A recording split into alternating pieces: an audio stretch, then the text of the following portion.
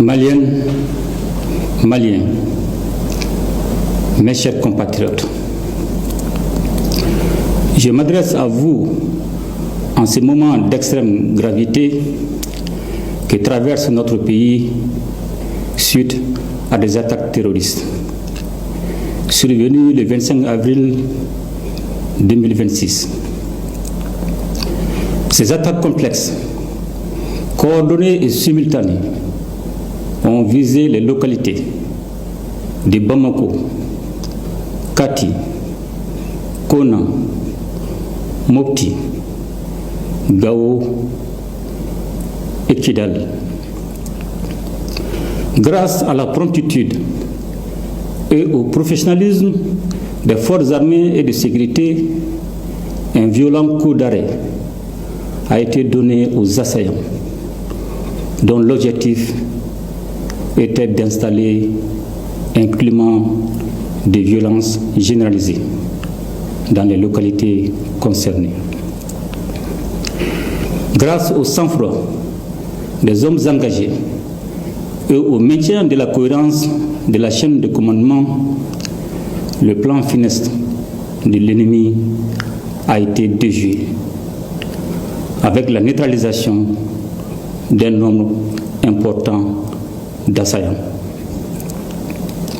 À l'heure où je vous parle, le dispositif est renforcé, la situation est maîtrisée et les opérations de ratissage, de recherche, d'exploitation du renseignement et de sécurisation se poursuivent. Maliennes, Maliens,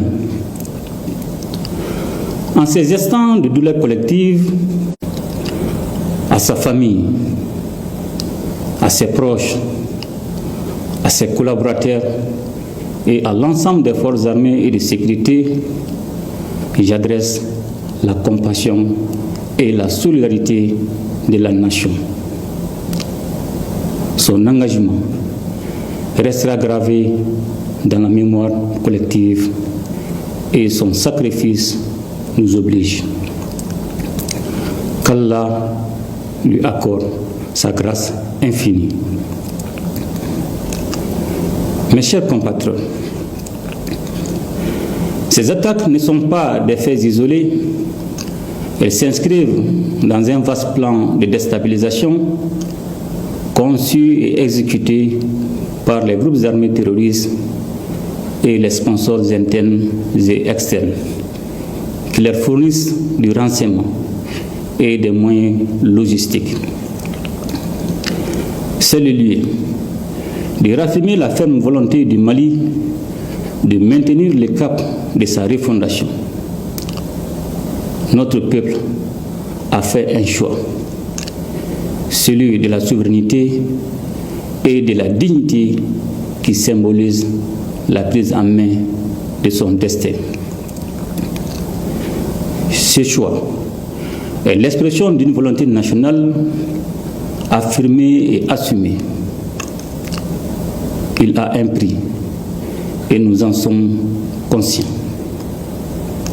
Bien que dur par sa nature, ce choix est le seul chemin qui vaille si nous voulons offrir à nos enfants un avenir libre, juste et prospère.